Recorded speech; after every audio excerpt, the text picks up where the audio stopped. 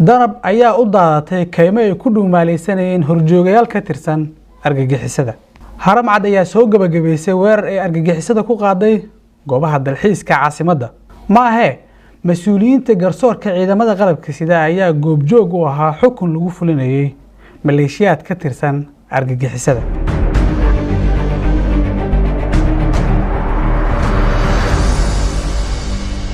haddaba ma jirtaa hab kale oo ay ula dhaqanto dowladda argagixisada? tabinteeda gaarka ah waxay daaranaan doontaa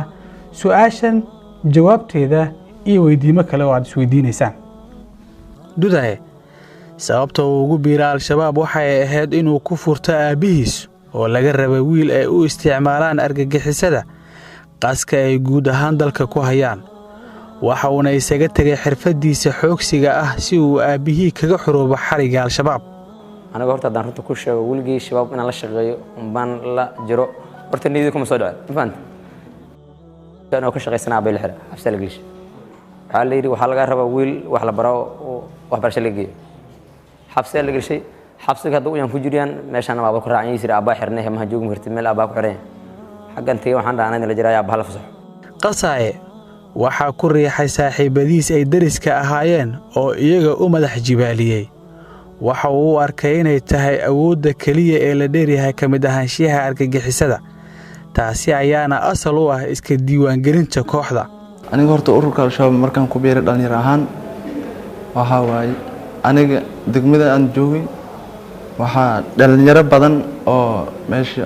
al-shabaab ku jiraan ay fasax ku soo qaataan magaalada una ku joogo jirnay ay dhalinyaradaas waxay gelinayaan dhalinyarada kale waxay dhahay jiraan niyaw dhalinyarada idinka waxa waaye meeshan guri joogto ma fiicana dhalinyarada waa way duurka ay joogtaa dagaalamaysa ilaahay dartiisa u dagaalamayaan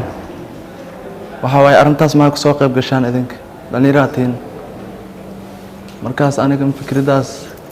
waa ku qanacsanaay waa ku biiri dhalinyaradaas. maamada Raamole waxay kaga jawaabtay 3 dalab oo al-shabaab kaga yimid ee kala ahaa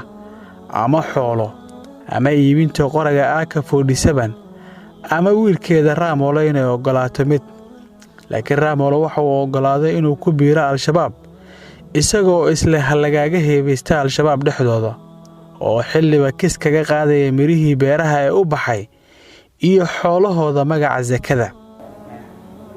marka hore waxaan ahaan jiray beeraley maamada beero la tacbi jiray beerahaas lagu joogi jiray wili nidaam ku dhicin macna shabaab inta galo maalin kamid ah ninka tuulada imaado hooyada oo imaado wuxuu yiri lacag keen ama hal cunug keen ama qori keen jihad ku kaalmaysid hooyadii ma awoodin inta qori gatid ama inta lacag bixiso marka waxa la hadii adiga lacag bixinayna qorina gadi kari anigu ina dhiibtaa anan ku qanacsanayna intii macna shabaab galo ku qanacsanay dhibaato darteed oo galay waxa ku jiri 8 sano oday karaaya waxa uu ahaa maleeshiya hore ka macaashka shaqada noocaasi ah ayaa ka gashay ku biirista al-shabaab. waa balex caruur mana ka suura gashay in lagu qanciyo sida dhalinyarada kale aqaraaya u shaqaysanaysa. waana sababta buddiga u ah ku biiristiisa argagixisada. waxaan raacay al-shabaab waxaan kamid ah al-shabaab askariyan ahaan jiray waxaan ahaan jiray xisbo waxaan ku beeray 2017 waxaan ka tagay 2016 intaas waxaan iska dhex joogay anoo la shaqeynay. Ninile waxa ku ximbaaray ku biirista argagixisada diinta uusan faham fiican ka haysan loona sheegay in loo nusraynayo diinta islaamka mana ka arkin maladiisa halkaas. aan ku soo maray marka anigu marka hore aan raacayna anoo macnaha ii sheegay marka hore iska dhaciraa haddana diin macnaha ii sheegay sidaas aan aadna u baran iyo horta igu kadiyeen igu gaadeen wax kale ma inaan ku raacin la iguna soo gambaday diin gaabinidaas awgeed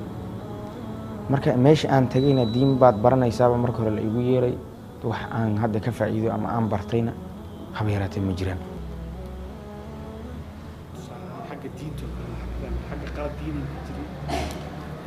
xaggaas anigu macnaha ii sheegay horta wax diin kumaanan arkin macnaha qofkii inta ku imaaday ilaahay ka cabsi ku leeyahay isagana xumaanta kaaga horeeyo baan ku arkay ku nabigana kaaga horreeyey baan arkay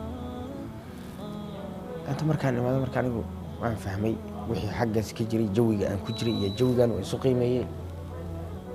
waa nolol iyo meel cidlo ah haddaanan macnaha ii sheegay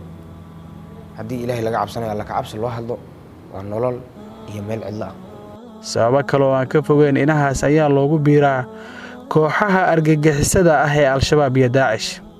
laakiin qofka inuu isaga tagaa al-shabaab kana yimaadaa fikirkooda waxaa sabab u ah ku tagrifal awoodeed oo gaarsiisan dil ama ciqaab dhimasho dhaanto oo ay kooxdu geysato Sugaye ayaa ii sheegay isagoo ku jira Sarandi oo ah xarunta dhaqan celinta isa soo dhiibayaasha ka yimid argagixisada tacadiga al-shabaab ay kula kaceen maleeshiyadooda ama dhalinyarada kale ee ku nool goobaha ay ku maamulaan maquuniska dhuumalaysiga ah adiga ilaahay hada ka cabsanayna bani'aadamkii laga cabsanaya kullay waxa way waxyaalo oo lagu dhaqmi jiray oo waxa way la diiday diin ahaan hada ku dhaqantiin hada caadiska ah oo waa iga diidayna dantooda ku jirto oo saas loo diiday iska jirto oo dadka lagu adaadinayo waxa kamid ah waxa way haday oo lagu arko oo hada memory la dhageysanano ninkan waxa way dambigiisa ilaahay kula saabtamo memory la hadii lagu arko waxa way alle guri booshkid guri boosh laga gadaa memory bes oo haysa dambigaas ma bani'aadamka kula ilaahay kula moogta ilaahay ka gashay laakiin hadii lagu arko waxa lagu dhaha guri booshkid haye ya ha dad badan weliga arkay dadka waxa kamid ah oo bilwad la sigaarka abay mustawaka meelam ninkii mustawaka loo arko ama sigaar loo arko sidaas oo kale sin guri boosh laga qaada waxa way tawaakada badeena ku soo qaatay markan moogtahay adna guri boosh laga rabaa intaas bes waxa way Ninile waxa uu iga sheekeynayaa sida saaxiibkiis uu ula nool yahay ciqaab ay al-shabaab u mariyeen sheeke isaga iyo kooxiisa soo dhiibayaal ah dhaxmartay tooyinka ayaga ah oo aan ku arkayna waxa kamid aha waxa igu darnaa in kasto dhibaatooyinka aan soo koobi karin waxa igu darnaa nin hadda ka hore meel aan iskala tirsanaa jirnay ayaa ninka isaga aha nin soo dawladda soo galay oo dawladda qaabishay isagoo ka sheekeynaya ragga dhexdiisa lagu maqlay ninka isaga horta siniyo bani aadanimo loolama dhaqan si islaamnimo ku jirtana loolama dhaqan ninka isaga in la soo qabtay la figeeyay qola abni la yiraahdo nimanka indhaha duuban ah kuwa macnaha ii sheegaan ilaahay iyo rasuulkiisa midna aqoon tuuga ah ayaa macnaha inta qabteen meel inta geeyeen fig loo xiray ninkii bir baa dabka loo gashtay birtaasoo dhinacan firaha inta lagaga soo taagay dhinaca kale lagaga bixiyay oo sida iyada loola tuuro rag yaqaanada ninka isaga waa joogan rag badan oo yaqaana jira dhibaatada ayada hayna ninkii macnaha ii sheegay sida ayada markaan anagu arkay hadii ana awal ma dhiman ma usan dhiman ninkii ilaahay baa badbaadiyay anigu markaan ninkii isaga ahaa isagoo ka macnaha ii sheegay ka baxay isna macnaha ii sheegay jooga igu dambeysaniya qasaye waxa uu cunteem weeday inuu fiirsado in 3 loor oo sisin ah mid kamida looga qaado hooyo Soomaaliyeed magaca Islaam ee Zeko laakiin ka tagistiisa kooxda waxa ay sii dhashay in xitaa loo ciqaabo qoyskiisa shacabka ay dhibaataysanayaan maxaa waay lacag ay qaataan waxa way sisin oo 3 loor haday helaan shacabka ay shaqaysanaan dhididkooda ay kor faadaan 3 loor yakay ka qaadan jiraan 1 loor 3 loor hal laga bixi maxaa soo haray 2 loor dheh waxa way dhibaatada horta shacab dhibaato badan ay ka hayaan arintaas inta dawladda ay ka hortagtaa fiican ha dhibaato way geystaan waxa way haddaan dawladda isku soo dhiibay ay dhibaatay oo familkay dhibaato gaarsiin sidee aniga qori baan soo goostay al-shabaab qorigaas haddaan soo goostay familkay ay intay u tagaan ay dhibaateen 3 maalmood ay heran 3 maalmood ka baad isbuuc oo muddo sharci ah lagu qabtay oo sidii qoriyaha la soo gudaay oo ay gugutaan dhibaatadaas way xoolaha ay waxaas dhamaan ay ku qoonsadaan Dudaye oo al-shabaab u xirnaa dhowr iyo 40 cisho kadib ciqaab shakhsi ah oo maray taasi oo ahayd inuu xerada ka dhuuntay idin la'aan ayaa isna ii sheegay in sababta uu ugu soo biiray Sarandii ay tahay taas isaga iyo aabihiisna hadda waxa ay ku nool yihiin dhulka ay dawladdu si isku filan u maamusho. waxbarasho nima waxa ku dhahaya inaad jihado Ilaahay ka cabstaan raba madaxa asagoo yartiisu gol Mareykan u jira gol xamar u jira gobol la dib u raaxaysto waayaan asagoo meel aadima adigana wuxuu ku leeyahay inaad Ilaahay ka cabsado jadal raba adigu ma jihado inuu dhimo karto waxa ku dilaa qorto ku kasiya qaabkaas waayaan manoo laga bixi kara waxa darto meega badan waa sharci kama bixi kara in la yiraahdo habeen in la qabsada baarka laga qaraac saan biyo in meel la geeyo xirig lagu xiro faylo dhagax weyn la kor saaro la jeebiya yaan lagu rubiyaa la silsiladii bil amalan silsiladna laakiin diintu waan istaxumaana dib u kuro in dad lagu dilo dad lagu dhibaateeyo dib u kureen Soomaali meel jito loo soo qarxiyo la waa gaalo aniga waa dhaway una laabtay Raamole waxa uu ku qanci waayay xuural caynkan u sheegaya uu gaari cad ka wato iyo gabar uu u haysto ukhti nafta ku jeclaatay waxa uu Raamole horjoogihiisa ka dalbaday inuu ka caawiyo inuu guursado laakiin isgaabi ayaa jawaab looga dhigay waana sababta uu 8 sano kadib u hoos joogo harka dawladnimada 8 sano marka 4 sano joogay nin amiira u tagay waxa dhaniyo ani naaga rabaa mustaqbal rabaa intii waxa way ilmo dhala rabaa wuxuu ugu yiriniyo adiga janaa u socotaa 70 iyo laba horor aan hortaada jirto anduuyi maxaa ku faleysaa waxa dhay adiga anduunyada adiga naftigeeda gaaricada ku socotaa ilma ku joogan ilmahaada waxa way waxbarasho ku jiraan marka aniga dhalinyaro maxaa ii diiday inta macnaha naag guursado ama horumar gaar maxaa ii diiday wuxuu yiri hadalkaada waa weeyniyo adiga hadalkaada hadal weyn waa wuxuu ii geli xabsi afar tambiri ku jira xabsi ii geli hadalkaas dartiis marka waxa ogaaday bahasha inta macnaha isku shaqeysanayo macnaha meesha diin bataalay ani meesha ku fahmay horta oo boojitay sheekooyin kale oo mala awaal ah ayaa looga sheekeeyay sida marin habaabinta fasilka dastuurka iyo isguursiga ragga dhexdooda ah maadaama uu ku noolaa kaymaha dhulka hawdka cagaaran ee Maleeshiyada ku dhuumaalaysanayso horta soo dhiibitaanka horta shay macna fursad weyn waa intii soo dhiibtid waxa way aniga markii hore waa soo dhiibitaanka waa liga cabsiisay macna hadii soo dhiibtid meeshaas waxa way meel sharci ka jira maaha macna meel kutub lagu isku hamo dastuur wax la isku xukumo dastuurka marka hadii adiga maanta daa dastuur qatarata lagu ninkan nin waa lagu mehersan karaa amala macna meesha taala leeyahay marka nin naftideeda aga baqay intii soo dhiibay imaado wariyo hadii laga helo ama lagu guursada taas oo liiday ku jirto ma fahanti marka ninkii waxa waaye oo waxa la talan lahaa intii soo dhiibaan waxa waaye fursadan ka faa'iideystaan adii lahaa aniga maxaa ka jira marka ku faa'iideystaan waxa sheegaysan ku jiraan ma ka jiraan waxa ka jira waxbarasho iyo waxa waaye si aad horumar u gaar lahayd oo bulshadaas la mid ahayd oo dhibaatada iska dhaaf lahayd waxa waaye muwaadin u naqan lahayd lagu la talinayo noloshaada waka meel adiga tagtay cuntadaada iyo lacag biil lagu siinayo ilmahaada macna biilka lagu siinayo oo hadana waxbarasho lagu siiyay buugag lagu siiyay yaani hooyada qaar inta laga helina laga yaabo waxa laga yaabaa waa dadka dayacsiin dadka waa ilmahooda hadda joogan jahiliyiin oo wax ka siinan laga yaabaa dad badan ay helin laga yaabaa marka fursadda inta lagu faa'iideysto muhiim ah wadakaraay waxa uu goostay inuu isaga tago kooxda laakiin meel dhaxo oo muddo ku qarsanaa waxa uu qatar ugu jiray dawladda iyo al-shabaab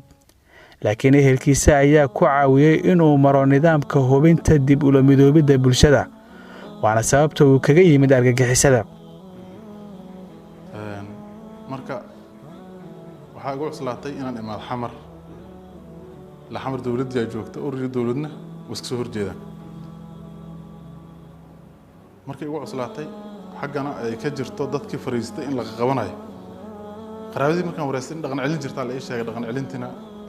meel isku soo dhaweynayo oo hal sano lagu jira oo ka bacdi laga baxo hor noqonaysan ay tahay haddaba celcelis ahaan inta u dhaxayso 17 bilood ilaa 36 bil oo u dhiganta sanad iyo bar ilaa 3 sano ayaa dadkan dib u habeen loogu sameeyaa fikirkooda la marin habaabiye ee ku dhisnaa dilka dadka kale iyo gaalaysiinta dadka aan ahayn argagixisada waxaa la baraa diinta islaamka culumta asaasiga sida qorista, afkeenna, xisaabta, isticmaalka kombiyuutarka, farsamooyinka baabuurta oo 3 nooc leh, caafimaadka sida first aid. waxay helayaan maktabad, garoon kubadda cagta ah iyo ciyaaraha wareegga. waa tuulo ay u dhammaystiran yihiin adeegyada asaasiga ah ee bulshada oo xitaa aad heli karto adeegayaal kuugu adeega sida dunida horumarsan. waxaad heli kartaa la talin caafimaad iyo daaweyn dhammaystiran. howshaasi oo dhan waxaa uga wakiil ah xukuumadda, wasaaradda amniga qaybteeda DRB Defector Rehabilitation Program. barnaamijka dhaqan celinta soo dhiibayaasha DRB Defector Rehabilitation Program waxaa lagu talagalay dadka ama dhalinyarada ay maran habaabiyeen argagixisada, kuwaasoo runtii loo fidinayo fursad kale ay kaga faa'iidaystaan inay dib uga soo baxaan fikradaha khaldan ee argagixisadu ay u isticmaashay dhalinyarada Soomaaliyeed. barnaamijka wuxuu kooban yahay 5 tiir. tiirka ugu horeysa ah wacyigelin,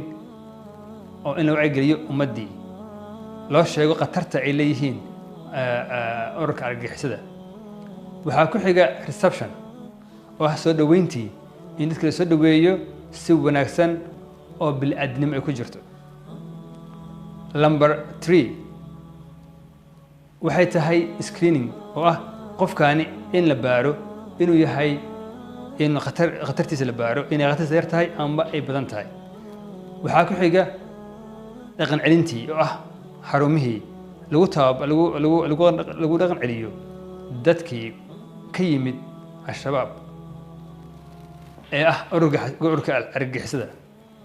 waxay ka kooban tahay xarumaha waxay kala yaalin Xamar, Kismaayo iyo Baydhabo. kullina waxay helaan dhaqan celin dhammaystiran,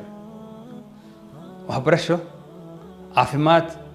xirfado ku shaqaystaan, weliba lacag la siiyo dadkii ay ka soo tageen, iyo markii ay baxayaan in la siiyo lacago ay ku bilaabi karaan noloshooda. fursadaasna waa mid muhiim ka dhigtay in barnaamijkan uu soo jiito dad badan oo ay maran habaabiyeen ururka argagixisada. sidoo kale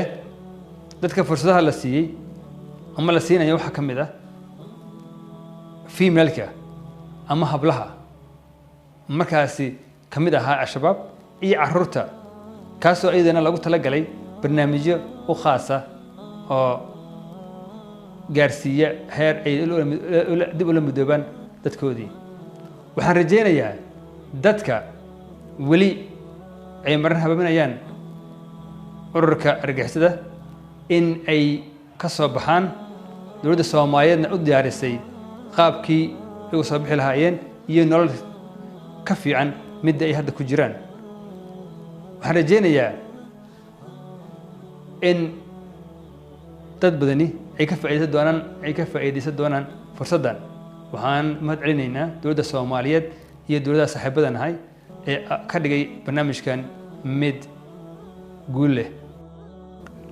dhammaan saaxiibada idiin muuqdo waxa ay macsalaameynayaan saaxiibadood, waana daqiiqadihii ugu dambeeyey ee dib ula midoobidda dadkooda iyo dalkooda. waxay ka tegayaan dugsiga Salaama oo Sarandi ku dhex yaala, iyagoo leh xirfado ay nolosha ku maareeyaan. waxaa ka mid ah makaaniknimada, ka mid ah gaariga hadda meesha oo geerisha haato meel oo waxaa ilid kastoo gaari ku timaado waa garanaa, hadda waa bartay. tan kale waditaanka leysan way kaas kan leysan way shahaadadeyda meeshana ku jirta, shahaadadeyda inta ku jirta. leysankeyga waa kan waay, waa ujeeda taas shahaadada dugsigaan kaga soo baxay oo darawalnimada waay. kolley taas leysankan waa ujeeda kan waay. waxaan kolley dowladda ay u caawisay kooda.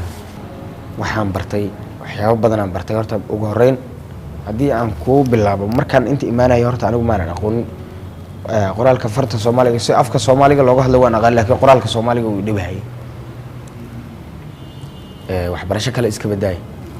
markaan meeshaan imid wallaahi wax weyn baan ka faa'iiday. Waxaan bartay Soomaaligii, waxaan bartay Ingiriiskii, waxaan bartay literature qaybaha dabka, waxaan kaleeto bartay computerkaasoo hadda aan isleeyahay macnaha ii sheegay aan ku shaqaysan karo. haddii aan maanta magaalada u baxo aan shaqadeedii helo aan ku shaqaysan karo. waxyaabo badan aan ka fahmay alxamdulilah. ilaahay baa ku mahadsan, gaar ahaan macallimiintayda ku mahadsan. marka waa intaa. marka lagu keenayo soo halaysan baaritaankiisa waxaad ka bilaabaysaa bateriga, kabacdi aad fiilooyinkii iyo asiga sii gudagalaysaa. marka waa ku shaqaysan karaa maanta haddii aan tago magaalada, waxbuu shaqo uga anfacaya, waxaan bariiskay ku soo dhacsan karo oo ciddayda ku biilan karo. marka dawle iyo urur kala gacan dheere danaysta meeshaan dhaqan celintaa jirta soo mar processkaasaad u danaysataan saasaan leh. aniga Soomaali waa bartay, harqaan waa bartay, meeshaan wax walba ku bartay. ugu shaqaysan karo faryaamo waxa bartay alxan af Soomaalina waa bartay, xisaab ma kasi jirin. hadda dib dukaan furto ama wax furto caadi waa ku shaqaysan karaa. alxan waa bartay, ganacsina waa bartay. hadda dib dukaan furto ama wax furto intii aanay ku ganacsan kara ama alxan hadii oo aanay furto caadi waa ku shaqaysan karaa. koox dhan oo u adeegta dhammaan isu soo dhiibayaasha iyo xafiisyo bulshada la xiriiriyay xagga shaqada ay leeyihiin. waxaas oo dhan dawladda ayaa u diyaarisay. ka warqab dawladeed iyo daryeelka reerahooda ayay haystaan, oo waxaa laga bixin jiray biilka cidihii ku tiirsanaa dhaqaalihii ay ku noolaayeen, walow aanu jirin gunno ee argagixisada siin jirtay, maadaama ay badi ahaayeen xisbo ama jabhado, iyo xoogaa xitaa ay ku abuuran karaan shaqooyin farsamada gacanta ah marka ay halkan ka tegayaan. wallaahi nolosha aan ka soo baxay nolol kale dadka dhan u jeedaba nolol fiican maaha. kale farxad iyo waxa ay nolol la dareema inta dawladda ku soo biiray. meeshaan wax nolol fiican hadda xagga nolol kuma haysta ma ogtaa dib u horan yaayeen. dhibaatada waa u dhiiro qajac u dhiiri noloshiisa tii waxa laga yaabaa maanta xaaskiisu inuu ku kacsayn oo waxa uu hadii ku roon yahay siyaata inaan la argal yahay ma ogtaa. noloshaada iyo waxbarashadaada iyo waxa way farxad ku noolaanaysa oo familkaada lagu keenayo oo ilmahaada adiga is arkaysiin. inta imaaday waxa markay imaaday waxada wadid xun markan macallimo wanaagsan iyo agaasimo fiican iyo waxa way jiifkeeda cuntadeeda waxbarashadeeda helay. marka danaysta naftiina badbaadiye, nafta ummadana badbaadiye, processkan jirana soo mara si aan adigu badbaadaan la idina dhaqaaleeyo sida anaga noo dhaqaaleeyo kala saasan leh. halkan waa garoonka ciyaaraha ay ku ciyaaraan isu soo dhiibayaasha ka yimid fikradaha xajirka, waxaana iska leh xerada loogu talagalay isu soo dhiibayaasha ee Sarandi. goordha waxaa halkan ka bilaaban doona ciyaar u dhexeeya kooxaha DSU iyo SYL. waqtigooda nasiinada ee firaaqada halkan ayaan kala qayb galayaa jimicsiga. nala socdo.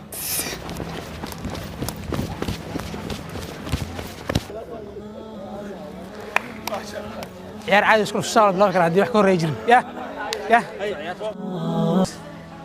waqti dheer kadib halkan waxaa ku wada ciyaaray labadii kooxood aan idin sheegay ciyaartan ay ku bilaabatay DSU iyo SYL.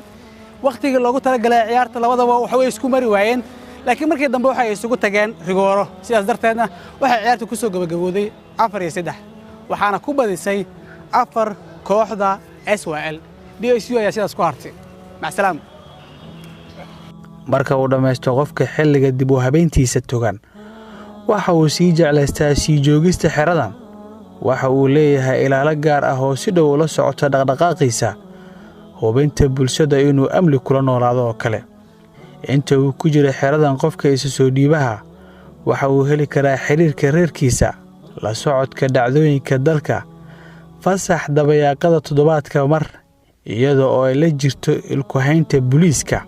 waxa ugu horeeya ee qofka ku jira xeradan uu maqlaa waa weedha Allah subxaanahu wa tacaala iyo ku hagidda fasirkeeda saxda ah. qof salaad ceshay jamaaco ku soo tukaday qofkii dhiiggiisa banaysta oo dila dimada ilaahay kuma jiriyo qofkaas, yani ballantii alluu ka baxay subxaanahu wa tacaala. wamaca daalika wuxuu dhihi jiray dimada ilaahay inaan ka baxa mar rabuu dhihi jiray asoo faasiq ah oo dadka laayo oo la og yahay ayuu iska ilaalin jiray qofka cesho soo tukaday inuu dilo. waxyaabahaas waxay noogu filan yihiin tusaalooyin. waxaan ku soo gabagabaynayaa marka qodobka ah dadkii hore ee saxaabadii nabiga calayhi salaatu wasalaam dhibi jiray oo lagu magacaabi jiray khawaarijta iyo kuwa maanta jooga sifaadka iyo tilmaamaha ay wadaagaan waxaan ka soo qaadan karaa oo kaliya inay iska ilaaliyaan waxyaabaha dhiigga ka hooseeya dhiigguna uu la fudud yahay waxa ugu dambeeya uu maqlaana waa wax ka barashada wadaniyadda iyo dawladnimada waxaan soo martay 9 madaxweyne 9kaas madaxweyne 4 madaxweyne waxay ahaayeen ku-meel gaar 5 madaxweyne waxay ahaayeen rasmi 5 rasmiga waa kuwe الله نحريسته هذا عبد العثمان عبد الرشيد علي شرباكي مدحويني محمد سياد بري مدحويني حاشم محمود iyo madaxweyne maxamed cabdullaahi farmaajo qiyaasta tirada ku dhawaad 3,000 ayaa ka qalin jabisay xerooyinka dhaqan celinta ee ku kala yaala Muqdisho Baydhabo iyo Kismaayo kororka isu soo dhiibayaasha kadib cafiskii madaxweyne farmaajo waxay korortay 17% isu soo dhiibayaasha dhalinyarada la qalday waxaan rabaa inaan u diro qolooyinka nala dagaalaysa qolooyinka dagaalka nagu haya ee al-shabaab mar kale waxaan u dirayaa waxaan idin leeyahay wiilasheena tihiin waxaad qarxinaysaan waxaad leenaysaan waa walaalihiin waxaad burburinaysaan waa hantidiin waxaan idin siinay cafis mar kale waxaan idin siinay cafiskan ka faa'iideysta waxaan ka codsanaynaa dagaalkani haddii uu sii socdo ma guulaysanaysaan waxaydan u guulaysanaynin shacab Soomaaliyeed kama adkaan kartaan ciidan Soomaaliyeed oo heegana kama adkaan kartaan caalamkana kama adkaan kartaan waxaa idin roon inaad qaadataan cafiskan idin fidinayno oo aad hub ka dhigtaan oo aad nabadda qaadataan oo aad qayb ka noqotaan dhismaha iyo mustaqbalka dalkiina iyo dadkiina ugu xarunta dhaqan celinta soo dhiibayaasha waxay diyaar u tahay inay caawiso cid kasta oo isaga soo baxaysa koox xag jir ah haddii aad doonayso in lagu caawiyo fadlan la xiriir taleefanka nambarkiisu yahay Ebril 19 23 41 Ebril 8 halkan waa Sarandi waa meel loogu talagalay dadka isu soo dhiibayaasha ah ee ka yimid fikradaha xag jirka ah maalmo kala duwan oo waqtiga ka mid ah ayaa halkan ku qaatay si aan idinku soo gudbiyo barnaamijkan gaarka ah runtii halkan qofka joogahay waxa uu ku nool yahay nolosha qofka bini'aadamka ah ee gurigiisa uu kula nool yahay suurtagalnimada qofka bini'aadamka ah inuu wax helaahay 100% macquul maaha laakiin wax u dhigmaahay waa inuu heli karaa marka aad Soomaaliya joogtana suuragal maaha xitaa 100% nolosha inay ku saamaxdo 75 inay suuragal ku noqotaa si caadi ah laakiin halkan waxaad wax ku baran kartaa sida caadiga ah qofka galaasada uga qayb galo waxaad heli kartaa goob aad wax ku cunto meel aad jiifato goob aad ku ciyaarto halkii aad ku cibaadeysanaysid waxa intaas dheer oo dadkan laga dhisaa lana baraa fahamka wadaniyadda iyo diinta guud ahaan barnaamijkii gaarka ahaa ee aan kaga hadlayay xarunta dhaqan celinta soo dhiibayaasha Sarandi ee